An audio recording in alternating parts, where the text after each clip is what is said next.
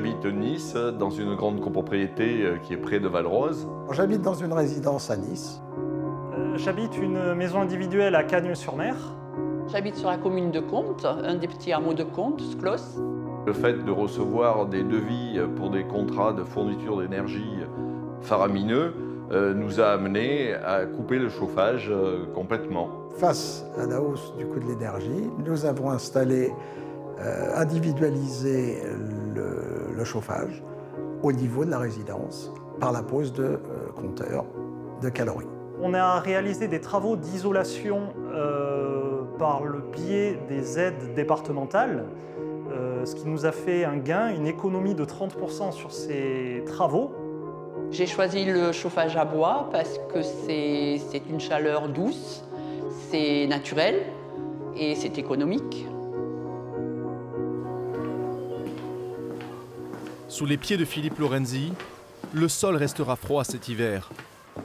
Comme presque tous les copropriétaires de sa résidence, il a décidé de couper le chauffage. Le chauffage au sol ici, si vous voulez, le problème qu'il y a, c'est qu'effectivement, nous avons uniquement que des vannes, donc on a du tout ou rien. Il s'agit d'un chauffage au gaz, énergie dont le prix a bondi. Le contrat de la copropriété est arrivé à échéance et doit être renouvelé. L'an dernier, Philippe Lorenzi a payé 1 000 € de chauffage pour tout l'hiver. Un nouveau contrat lui imposerait de payer cette somme chaque mois. Ça fait 1 000 € par mois pour uniquement la fourniture de gaz. Juste le chauffage. Juste le chauffage.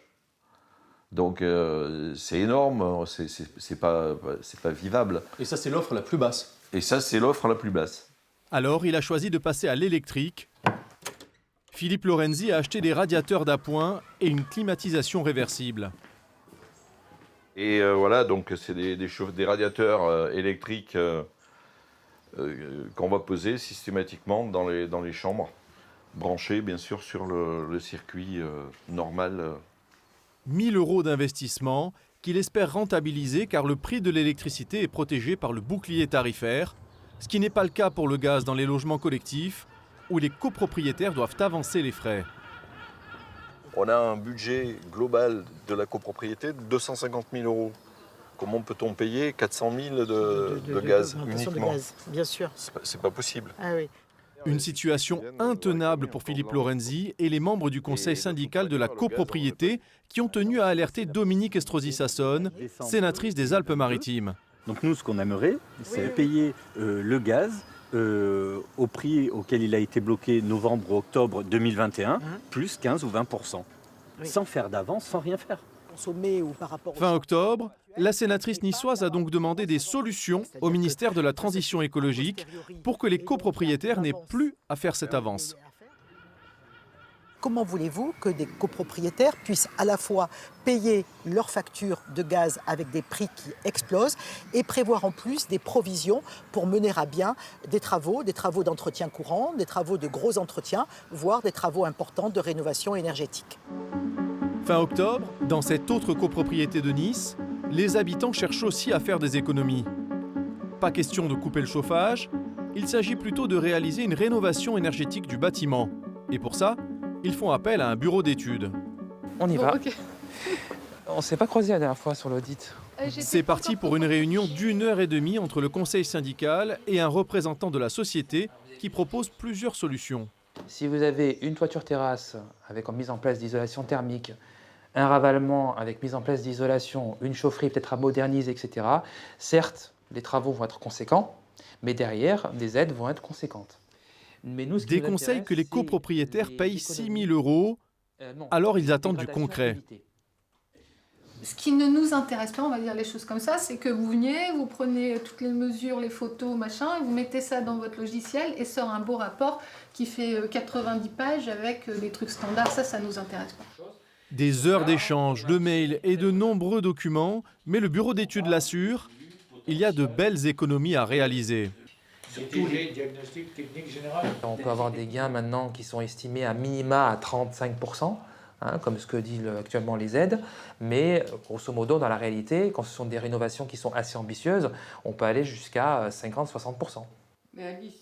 Mais ça n'est pas seulement l'argent qui motive les copropriétaires à entreprendre des travaux de rénovation énergétique. C'est ce qui nous intéresse. Il y a une démarche environnementale, à savoir que les travaux qu'on va faire, au niveau du climat, au niveau de l'environnement, c'est quand même très important, parce que si on consomme moins, on rejette moins. On change de monde, en gros, hein, je vais vous dire, on change de monde énergétique, donc il faut s'adapter. Si on ne s'adapte pas, on meurt. Et Luc Perrier a déjà commencé à s'adapter. Dans son appartement, comme dans presque tous ceux de son immeuble, ce petit boîtier. Accroché à chaque radiateur, il permet d'individualiser le chauffage collectif. Voilà, il calcule les consommations à partir des calories dégagées par le radiateur. Si je ferme le radiateur, il est à 0. Si je l'ouvre à fond, il va enregistrer toutes les calories. Vous faites des économies d'énergie.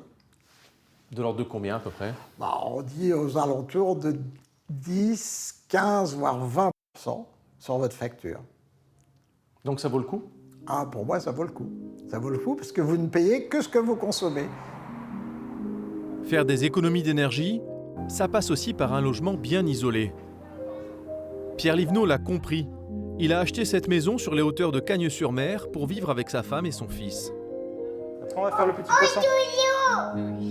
Tu fais la gaufre? Ce travailleur du secteur médical a réalisé de nombreux travaux d'isolation, comme dans son garage. Le salon est juste au-dessus. Avant, l'air chaud passait à travers l'été et le froid l'hiver. Aujourd'hui, c'est terminé. Donc là, en fait, on a fait l'isolation du plafond du garage, donc de notre sol du salon, on va dire, par de l'isolant, une épaisseur de 10 cm de laine de roche, et sur toute la surface du garage.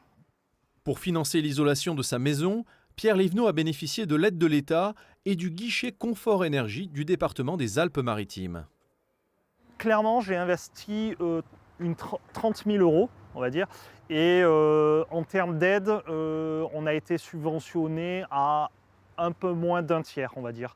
En ajoutant les aides du département, MaPrimeRénov', on était aux alentours des 9 000 €. Sans ces aides, les travaux auraient duré plusieurs années et il aurait fallu renoncer à isoler d'autres parties de la maison.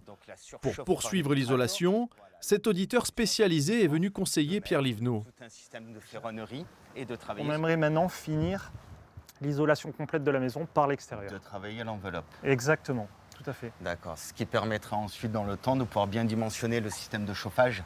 Exactement. Afin d'éviter d'être surdimensionné. C'est tout à fait ça.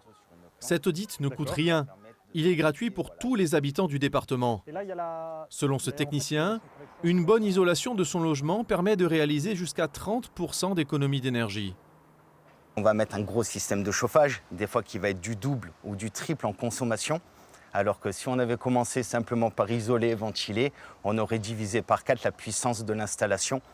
Et surtout, dans le temps, elle sera incompatible avec une future isolation parce qu'on sera sur un système de chauffage surdimensionné et donc qui coupera soit souvent ou soit qui consommera énormément.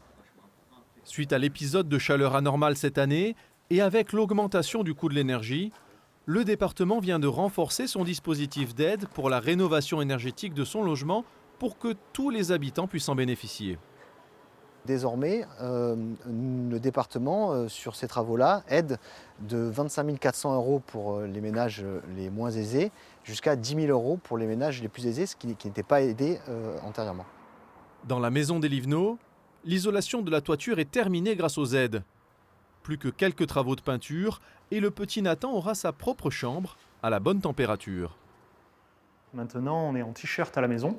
Moi, j'ai fait tout ça pour mon petit garçon, voilà, pour un confort de vie, pour ne pas avoir la bronchiolite ou le rhume l'hiver.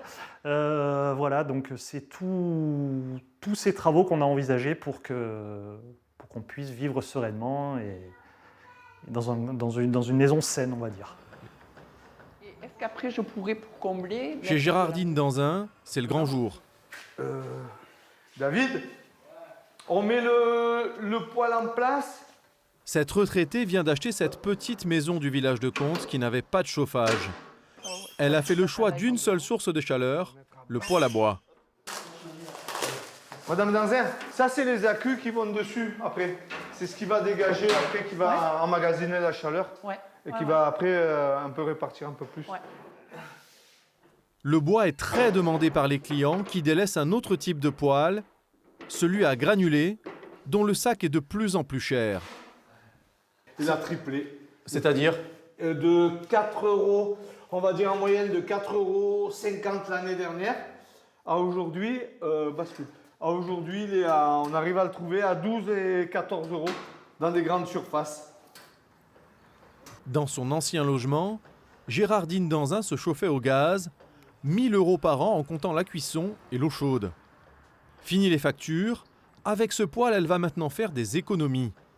Son fils lui apporte le bois et la différence se joue aussi sur les frais d'installation. J'en ai pour 4 000 et quelques euros, je crois. On va dire c'est 1 000 € comme ça. Et le chauffage au gaz en bas, j'en avais eu pour 13 ou 15 000 €. Mais il avait fallu faire toute l'installation, les radiateurs, l'achat de la chaudière, la fourniture. Il y avait tout à faire, tout à créer. Ça y est, les premières flammes crépitent et réchauffent l'atmosphère. Objectif, 18 degrés dans la pièce principale et pas de chauffage dans les chambres. Restent quelques conseils et l'installation est terminée. Ça, vous l'ouvrez doucement, vous faites un appel d'air. Yes. Comme ça, toute la fumée s'en va dans le conduit.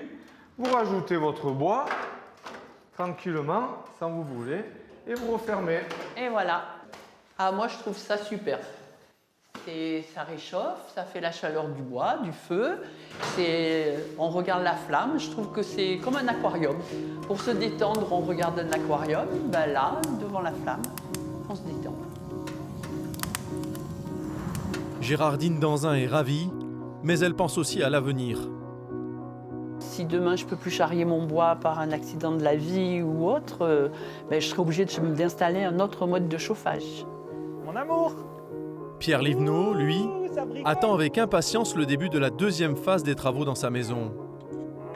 C'est un investissement certes, mais c'est pérenniser, on va dire, une isolation, c'est pérenniser une maison. Luc Perrier n'a pas encore enclenché son boîtier. Il espère qu'il sera à la hauteur de ses attentes, économiques et écologiques. Si on chauffe très peu, on consomme peu. Si on consomme peu, il y a moins de rejets de gaz carbonique. Et Philippe Lorenzi sait qu'il n'aura pas de chauffage au sol cet hiver.